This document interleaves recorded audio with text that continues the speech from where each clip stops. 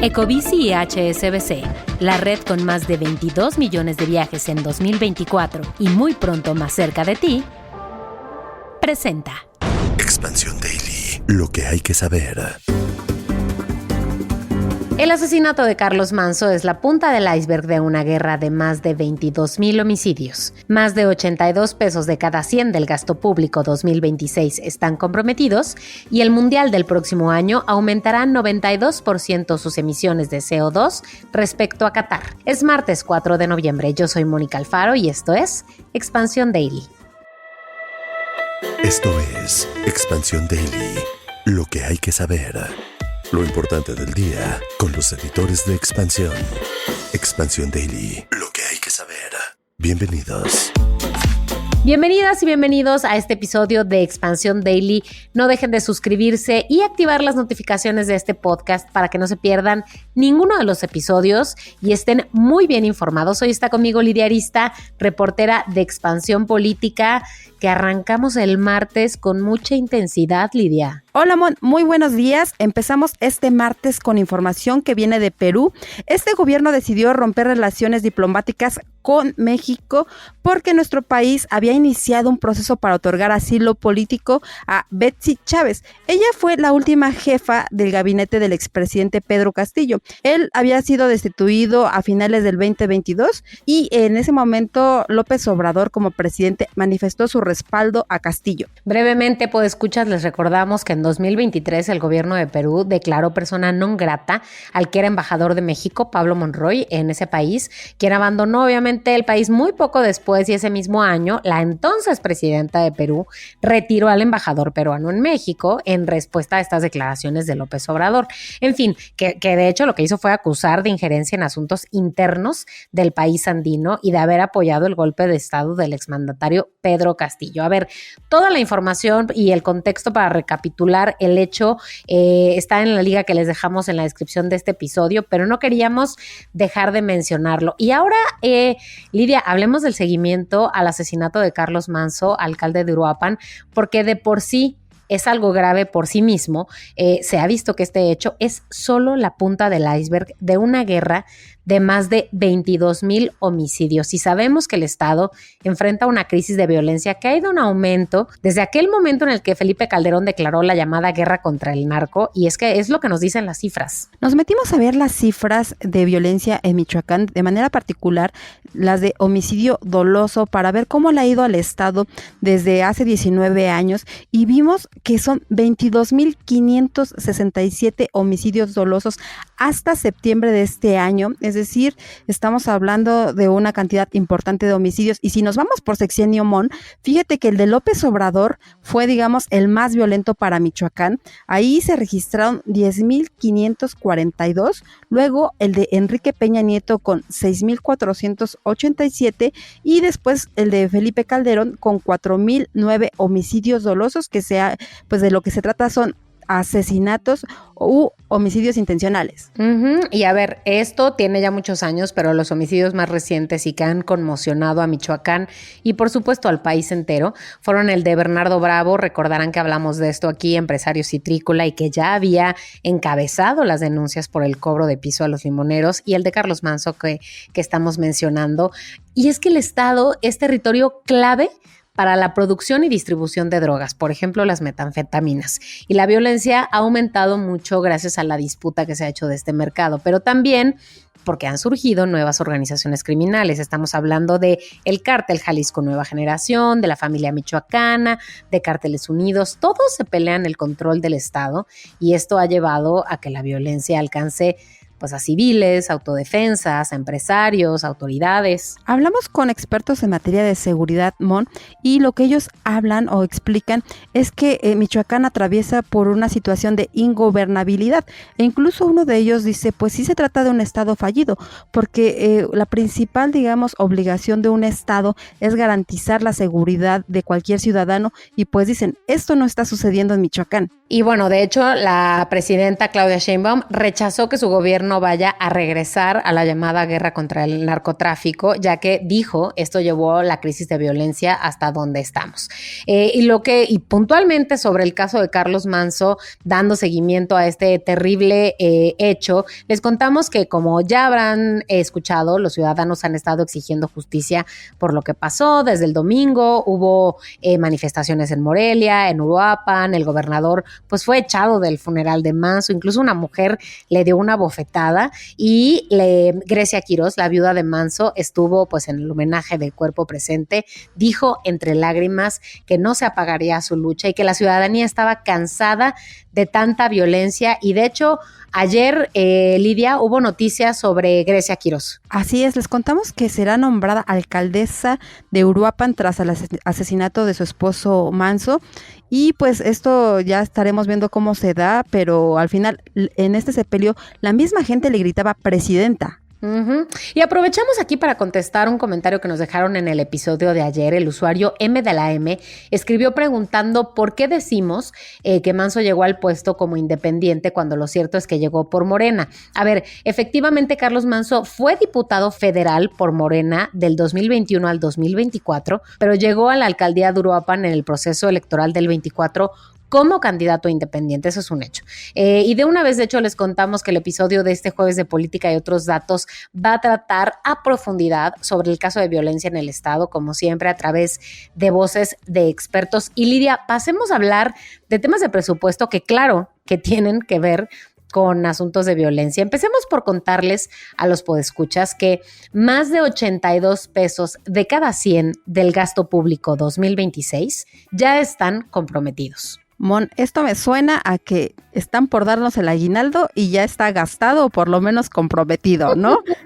Lidia, de mí no vas a estar hablando, ¿eh? Perdón, pero somos mexicanos, pero sí. No, justo no, cambiemos eso, Lidia. No es cierto, hay que hablar de educación financiera, Mon, discúlpame, hay que hacerlo bien, pero sí, mira, déjame te cuento que en estos días vamos a estar hablando de mucho de presupuesto porque estamos a días de que se apruebe cómo se va a gastar el dinero para el próximo año, ya sabemos, proyectos, compromisos, y en este sentido, de los casi 10.2 billones de pesos, ¿qué crees? El 82% se va a destinar a pagos como algunos conceptos obligatorios como deuda, recursos a los estados, municipios y por supuesto jubilaciones y pensiones. Uy, sí, a ver, recordémosle a los podescuchas que el presupuesto de egresos de la Federación tiene varias etapas. La primera, que fue proyecciones económicas, la segunda, ya tenemos de dónde vamos a sacar el dinero, y la tercera, que es esta, cómo lo vamos a gastar. Entonces, es muy importante esto. Regresando a lo de las pensiones y jubilaciones,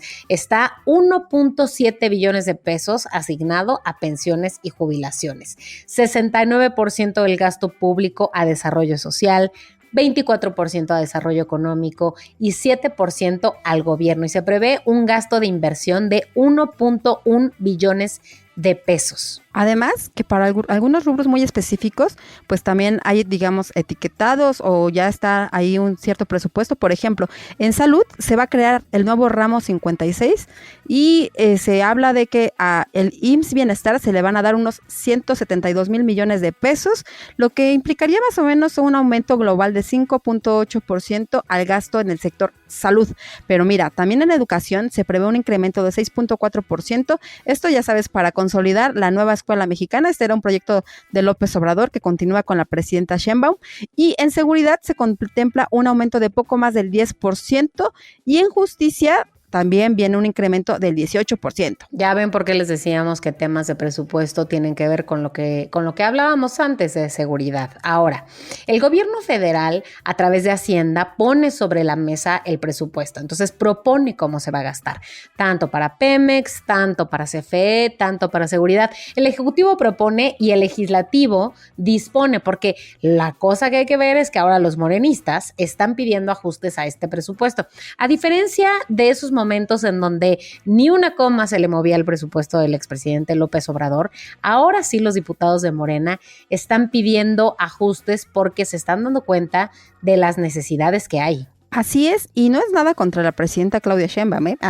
No, mira, fíjate, se habla de que la mayoría en la Cámara de Diputados pues quiere hacer ajustes que van por 18,000 millones de pesos, esto en voces de los morenistas, pero legisladores de todas las bancadas, pues han planteado reasignaciones por más de 200,000 millones de pesos, porque ellos dicen que hay algunos rubros donde tendrían que tener más presupuesto. Hay que ver cómo se da esta discusión y sobre todo cómo lo aprueban.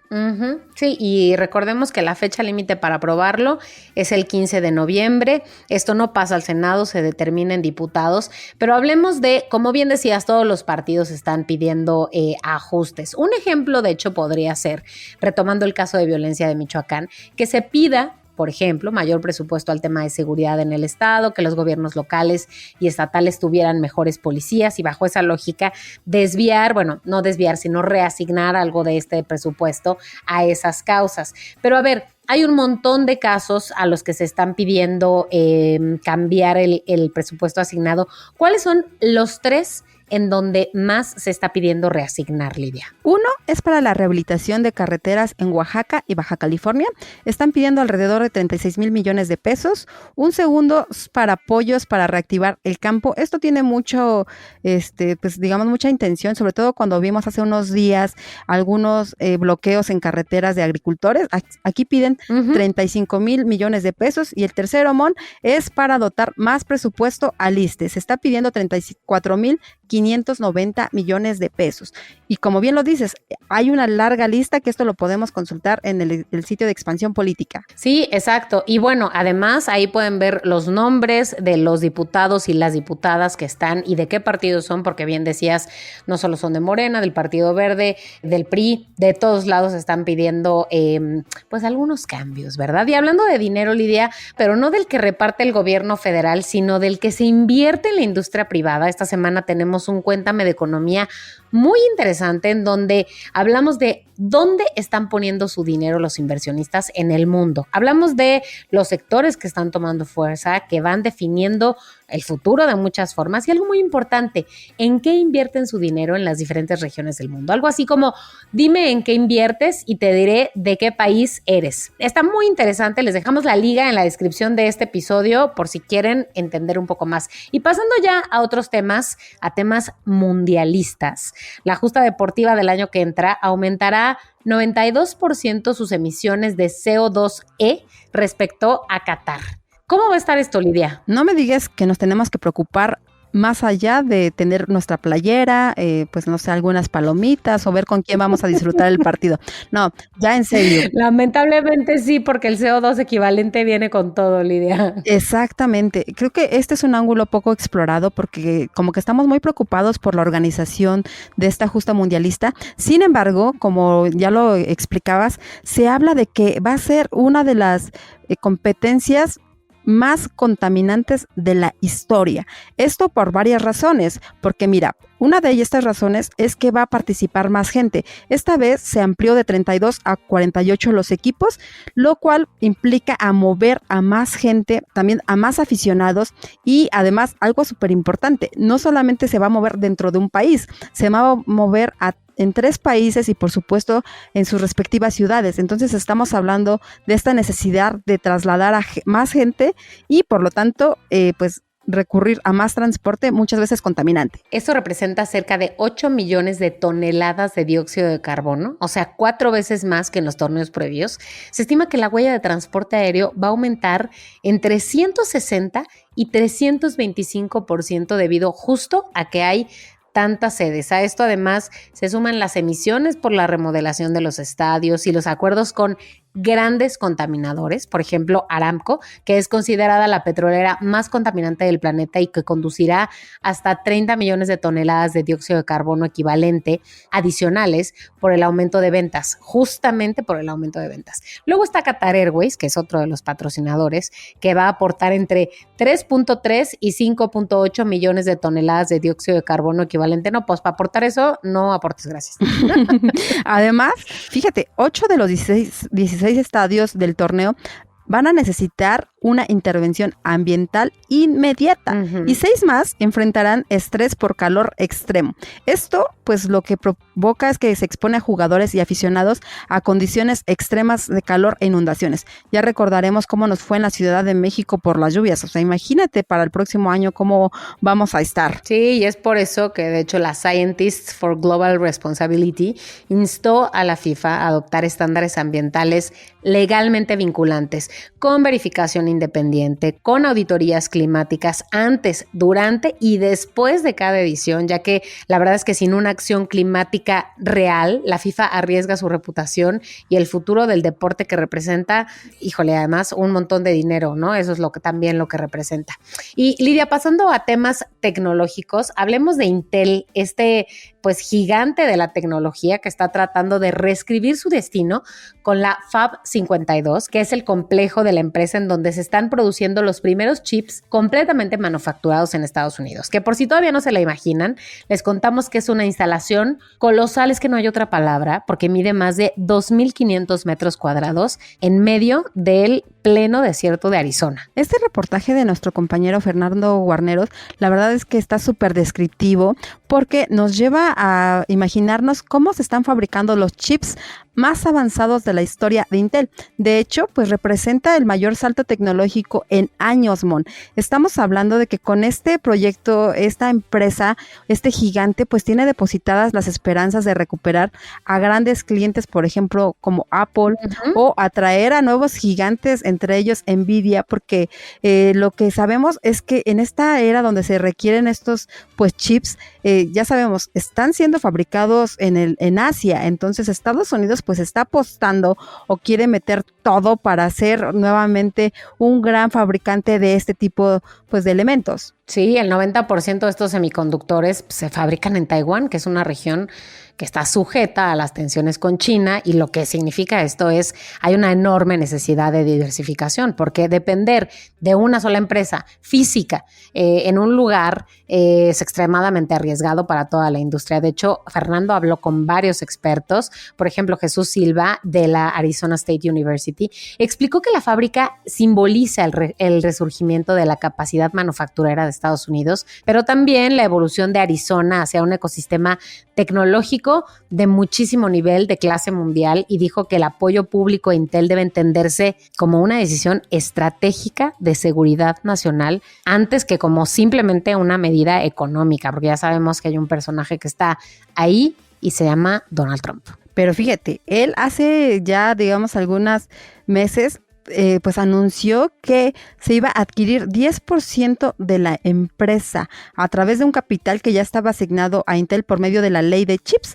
Entonces, Estados Unidos, o este presidente, como decimos, pues está viendo en los chips un sector clave para el gobierno estadounidense, más como lo comentábamos, sobre todo con esta competencia asiática. Entonces, hoy la apuesta está metida en Intel, que pueda resurgir y pues que pueda crear estos chips que se están requiriendo o que de los que hay mucha demanda. Más que apuesta, Lidia, porque es una inversión de más de $20,000 millones. Y lo sorprendente es que Intel estaba en una crisis financiera, había perdido relevancia en frente de sus rivales, y con esto pues busca resurgir en el mercado. Pero yo no sé tú, Lidia, siento que el Daily de hoy ha estado muy rudo, así que por favor cerremos el día con una buena.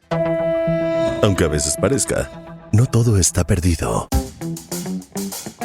Y sí, a ver, una buena, porque parece que hay un plan de inclusión financiera que busca más ahorro. Recapitulemos que según la Encuesta Nacional de Inclusión Financiera 2024, en México, casi 8 de cada 10 personas adultas tienen al menos un producto financiero. Este puede ser una cuenta, una tarjeta de ahorro, un crédito, un seguro, su Afore, en fin, un montón de cosas. Pero lo que es cierto es que la inclusión financiera es algo en lo que en México debemos de trabajar, y más de la mitad de los trabajadores mexicanos se emplean en la informalidad. Esto obviamente limita su acceso a una vejez con recursos, por ejemplo, vía una Afore. El gobierno y los bancos, así como las Afores, están colaborando para crear una política nacional de inclusión financiera.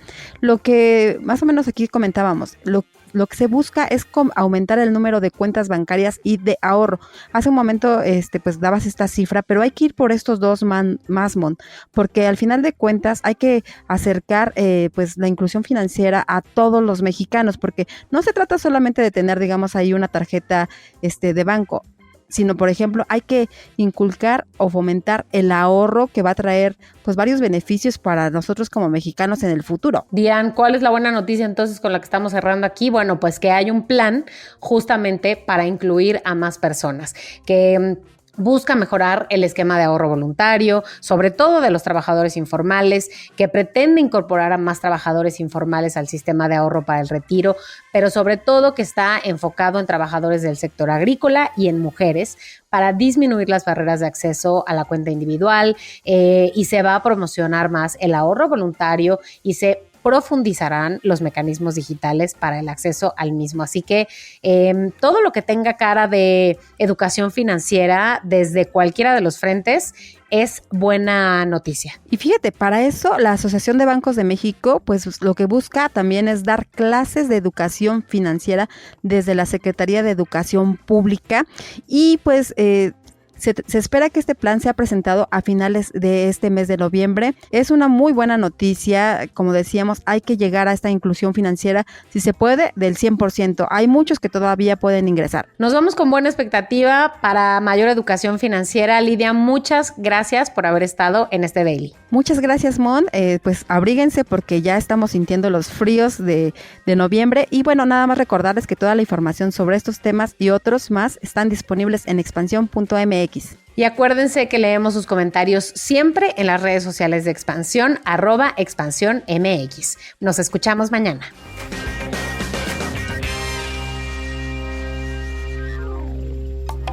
Expansión Daily. Escucha un nuevo episodio lunes a viernes a partir de las 6 de la mañana. Expansión Daily es un podcast de Expansión. Este episodio llega a ti gracias a rss.com. El podcasting hecho simple. Ecobici y HSBC, la red con más de 22 millones de viajes en 2024 y muy pronto más cerca de ti, presentó.